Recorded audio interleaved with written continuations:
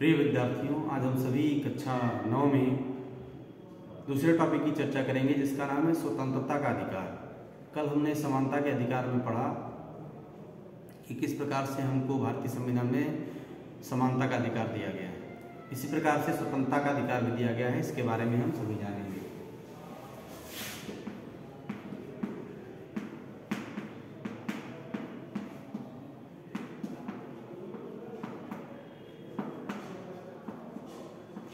सबसे पहले हम जानते हैं कि स्वतंत्रता के अधिकार का तात्पर्य क्या है। स्वतंत्रता का अधिकार कैसा अधिकार है और किस प्रकार से हम इसको अपने देश में यूटिलाइज करते हैं, इसका उपयोग करते हैं।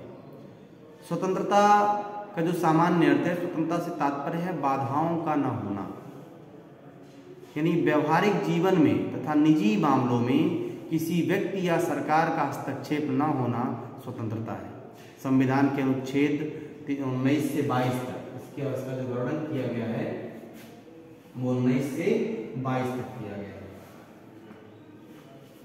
इसका जो वर्णन है ये अनुच्छेद 19 से 22 तक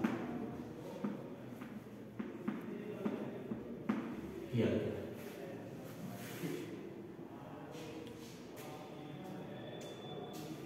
यद्यपि कोई भी व्यक्ति किसी दूसरे की स्वतंत्रता के अधिकार का हनन करके अपनी स्वतंत्रता का दावा नहीं कर सकता है। यही स्वतंत्रता का अधिकार है। स्वतंत्रता व्यक्ति जो चाहे उसे करने की असीमित गारंटी भी नहीं देता है, यानी जो उसका मन करे, ठीक है, चाहे तो किसी की हत्या कर दे, चाहे तो किसी को मार पीट दे, ऐसी स्वतंत्रता हमारा संविधान ऐसा अधिकार हमको नहीं देता है। सरकार समाज के हितों के लिए स्वतंत्रता के अधिकार पर कुछ तार्किक अवरोध लगाकर उसको सीमित भी कर सकती है। संविधान द्वारा कुछ जो प्रमुख प्रदत्त स्वतंत्रताएं हैं उसको हम सभी निम्न बिंदुओं के माध्यम से जानेंगे। जैसे पहला जो है भाषण, विचार या अभिव्यक्ति की स्वतंत्रता। पहला जो इसमें आता है भाषण,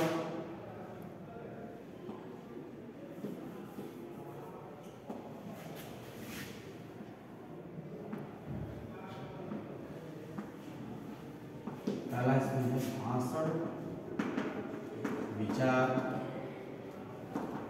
या अभिव्यक्ति की स्वतंत्रता।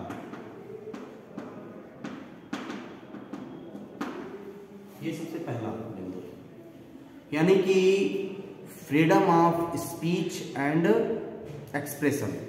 इसका जो वर्णन किया गया अनुच्छेद क के अंतर्गत प्रत्येक व्यक्ति को भाषण, पत्र पत्रिका, समाचार पत्र आदि के लेख लिख करके, चित्र बनाकर इत्यादि माध्यमों द्वारा अपने विचार को प्रकट करने की स्वतंत्रता प्रदान की गई है। उसके बाद अनुच्छेद 19 में, अनुच्छेद 2 में यह वर्णित है कि राज्य इस स्वतंत्रता पर भारत की एकता तथा अखंडता की सुरक्षा, विदेशों के साथ मैत्रीपूर्ण संबंधों, लोक व्यवस्था, शिष्टाचार, न्यायालय की अवमानना, ठीक है, मानहानि, डिफामेशन जिसको कहते हैं, और अपराध के लिए उत्तेजित करने आदि के संबंध में युक्त प्रतिबंध आरोपित कर सकता है। दूसरा है शांतिपूर्ण ढंग से एकत्रित होने की स्वतंत्रता, यानी शांतिपूर्ण ढंग से आप स्वतंत्र हो सकते हैं। शांतिपूर्ण ढंग से एकत्र होने की स्वतंत्रता।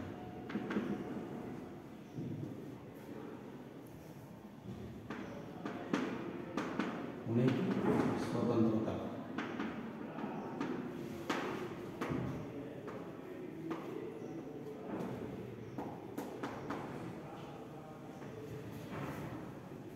ठीक है, यानी कि freedom of assembly in the peaceful manner, यानी अनुच्छेद 19(1) ख, जिसके अंतर्गत प्रत्येक नागरिक को शांतिपूर्ण सभा करने, जुलूस निकालने, रैली निकालने तथा प्रदर्शन करने की स्वतंत्रता प्रदान की गई है। यद्यपि इस पर राज्य अनुच्छेद 19(2) के तहत, यानी अनुच्छेद 19 और उसमें जो कॉलम दूसरा है उसके अनुसार उसके तहत लोक व्यवस्था के हित, भारतीय अखंडता की सुरक्षा के आधार पर उचित प्रतिबंध लगा सकता है।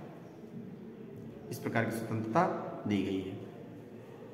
तीसरा है संगठन और संघ बनाने की स्वतंत्रता।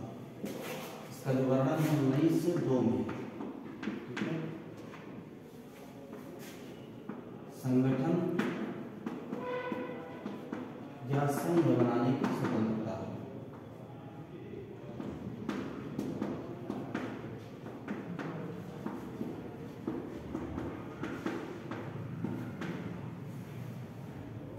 संगठन या संघ बनाने की स्वतंत्रता यानी कि कोई भी व्यक्ति, इसके अंतर्गत सभी नागरिकों को संघ, समूह, सरकारी समितियां यथा मजदूर संगठन, कंपनी या व्यापार संगठन, राजनीतिक दल बनाने तथा उन्हें संचालित करने का अधिकार प्रदान करता है।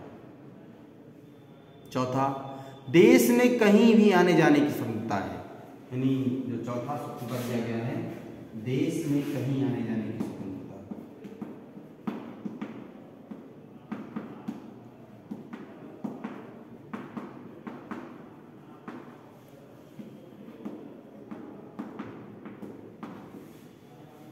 देश में कहीं आने जाने की स्वतंत्रता यानी कि इसके तहत प्रत्येक नागरिक वह बिना किसी अधिकार पत्र के भारतीय राज्य क्षेत्र में कहीं भी स्वतंत्रता से घूमने का अधिकार प्रदान किया गया है इसमें। पांचवा है देश के किसी भाग में रहने की स्वतंत्रता। देश में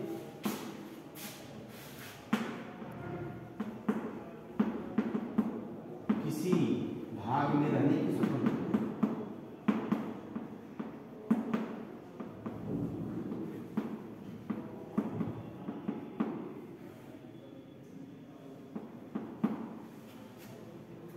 यानी हमको स्वतंत्रता अधिकार अधिनियम के तहत हमको यह भी स्वतंत्रता दी गई है कि हम भारत के किसी भी राज्य क्षेत्र में रह सकते हैं। यानी प्रत्येक नागरिक को देश को राज्य के किसी भी हिस्से में या कहीं भी स्थायी अथवा अस्थायी निवास करने का अधिकार प्रदान किया गया है। हालांकि अनुच्छेद 19 क या 19(1) में जो 6 वाला खंड है उसके तहत 6 खंड के तहत इस बात पर या इस पर भी लोक व्यवस्था और अनुसूचित जनजातियों के हितों की सुरक्षा के आधार पर प्रतिबंध आरोपित किए गए हैं। ठीक है, यानी कुछ इसमें प्रावधान करके उनकी सुरक्षा के आधार पर प्रतिबंध आरोपित किए जा सकते हैं। कोई भी काम या व्यापार करने की स्वतंत्रता यानी भारतवर्ष में भारत के प्रत्येक नागरिक को स्वतंत्रता प्रदान की गई है। किसके लिए? कि वह कोई भी व्यवसाय, वृत्ति, कारोबार आरंभ कर सकता है। इसका वर्णन अनुच्छेद 19(1) में 6 के अनुसार 6 में के तहत साधारण जनता के हितों की सुरक्षा के आधार पर राज्य इस अधिकार पर प्रतिबंध आरोपित कर सकता है तथा कुछ व्यवसायों के संबंध में आवश्यक वृत्ति या योग्यताएं निर्धारित कर सकता है। इसके बाद यानी कि कोई भी व्यवसाय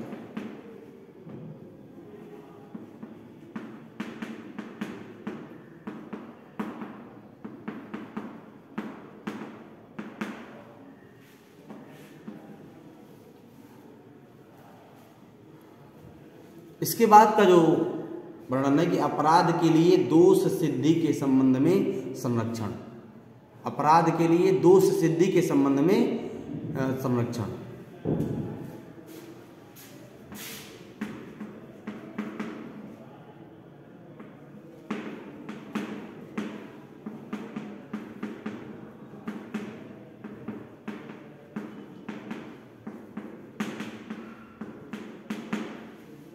दोष सिद्धि के लिए संरक्षण मांग लिया है। इसके अंतर्गत इसका जो वर्णन है ये अनुच्छेद 20 में किया गया है। आर्टिकल 20 में इसका वर्णन किया गया है। इसमें है क्या? अनुच्छेद 20 किसी भी अभियुक्त यानी दोषी जिसको हम कहते हैं, किसी भी दोषी व्यक्ति को चाहे वह भारतीय नागरिक हो या विदेशी नागरिक को मनमाने और अतिरिक्त दंड के से संरक्षण प्रदान करता है। इसके संबंध में 3 प्रावधान किए गए हैं। कोई व्यक्ति केवल तभी दंडित किया जा सकता है या तभी दंडित किया जाएगा जब उसके किसी कार्य द्वारा तत्कालीन दंडनीय विधि का उल्लंघन हुआ हो। इसके अतिरिक्त उसे केवल उतना ही दंड दिया जाएगा जितना उस अपराध के लिए घोषित हो। दूसरा क्या है, व्यक्ति को एक अपराध के लिए केवल एक ही बार दंड दिया जा सकता है।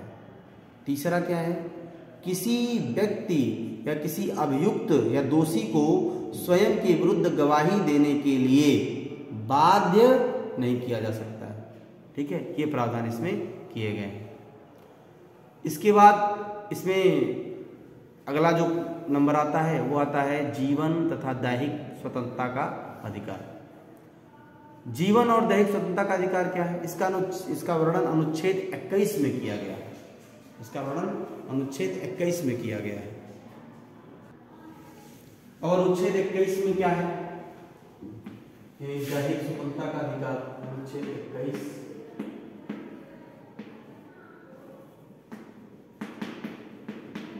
दैहिक स्वतंत्रता का अधिकार। अनुच्छेद 21, इसमें अनुच्छेद 21 के अंतर्गत घोषणा की गई है कि किसी व्यक्ति को उसके प्राण या दैहिक स्वतंत्रता से विधि द्वारा स्थापित प्रक्रिया के अनुसार ही वंचित किया जा सकता है, अन्यथा नहीं। यह है दैहिक स्वतंत्रता का अधिकार। इसके बाद आता है शिक्षा का अधिकार। देश के सर्व शिक्षा के लक्ष्य को प्राप्त करने के लिए 86वें संविधान संशोधन द्वारा, किस संविधान संशोधन द्वारा, 86वें संविधान संशोधन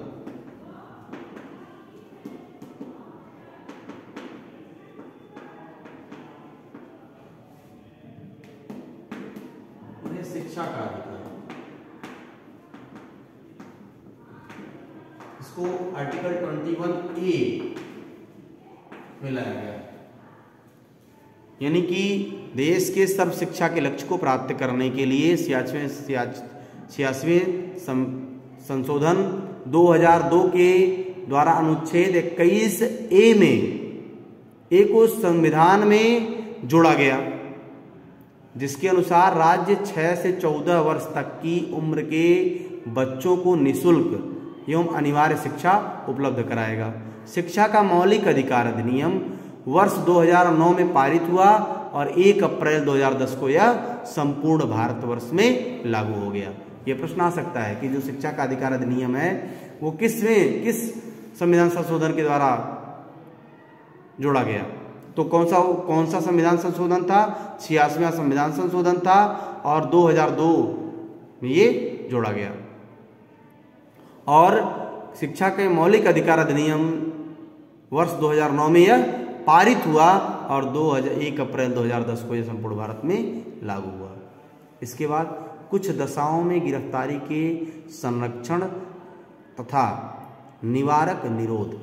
अनुच्छेद 22 के अंतर्गत किसी व्यक्ति को की गिरफ्तारी से संरक्षण तथा निवारक निरोध के संबंध में प्रावधान का वर्णन भी हमारे संविधान में किया गया है। उसके अनुसार जो पहला नंबर है, किसी व्यक्ति को उसकी गिरफ्तारी के कारणों से अवगत कराया जाएगा। दूसरा क्या है, गिरफ्तार व्यक्ति को उसके वकील से सलाह करने की अनुमति प्रदान की जाएगी। तीसरा क्या है, व्यक्ति को गिरफ्तार करने के 24 घंटे के अंदर, जिसमें यात्रा भी शामिल होगी, निकटतम न्यायाधीश के समक्ष उसको पेश करना होगा या पेश करना आवश्यक है। व्यक्ति को बिना न्यायाधीश की आज्ञा के 24 घंटे से अधिक जेल में बंद नहीं रखा जाएगा।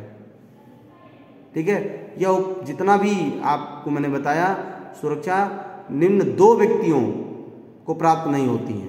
पहला विदेशी शत्रु देश के नागरिक और दूसरा निवारक निरोध के तहत गिरफ्तार व्यक्ति। इन 2 व्यक्तियों के ऊपर ही सारी चीजें लागू नहीं की जा सकती हैं। ये हो गया स्वतंत्रता का अधिकार। अब हम अगले टॉपिक में पढ़ेंगे शोषण के विरुद्ध अधिकार। ठीक है, तब तक के लिए धन्यवाद।